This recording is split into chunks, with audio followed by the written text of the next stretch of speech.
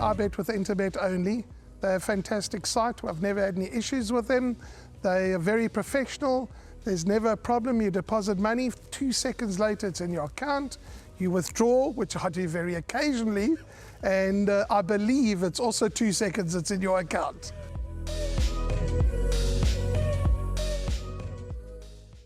We're on to race number 8 in a flash, and it's over 1,200 meters. What is on? Merit rated 66, handicap 1645. Race number 8 will be closing off jackpot 1. And we got a rerun for you. It's Night Warrior.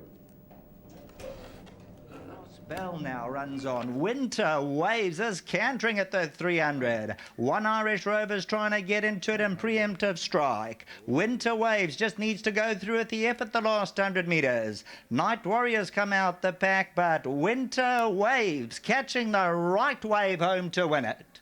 Night Warriors second, preemptive strike or Famous and Rich for the minor positions. Yeah, that race for me just sealed the form that the stable is in, because that horse, wow, was he turned to the T. The way he won that race, you could be counting the cash at the 400-meter mark, Winter Waves. But Night Warrior was staying on best of the rest, which I liked, and he's won 4 times over the course. And let's just give small comments on the runners here, Ryle, before we make a declaration, not a declaration of war, but a declaration of peace. So, 1,200 meters. Number 1, Night Warrior, part of your play? Yeah, big runner, top choice. Top choice for you, 61 kgs, goes into the pick 6. I think that Hippocrates, the consistency that he represents, the fact that he's a specialist on the surface, gorgeous guy coming out to win from his last form line, has to go into everything. Big runner, second pick for me. He's number 3, Fate of Fortune. He is returning off a long layoff. He's had interrupted racing career. He's a 5-year-old with only 8 starts. Ran 3rd last time out. Likely to need the run. Yeah, 6 months off, but I would think just use the betting as the guide. If there's any follow through from his odds that are around 6 to 1, then worth putting in. Brass Bell, Dennis Boss's runner. Have you found this horse right anytime? Brass Bell? Yeah.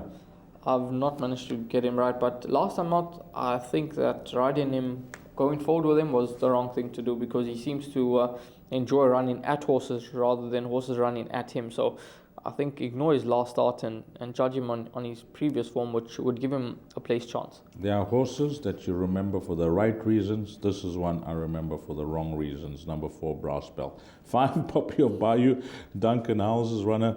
She represented big value last time out. I think I told you I got it in my picks. I didn't have a go, but she represents a lot of value last time out.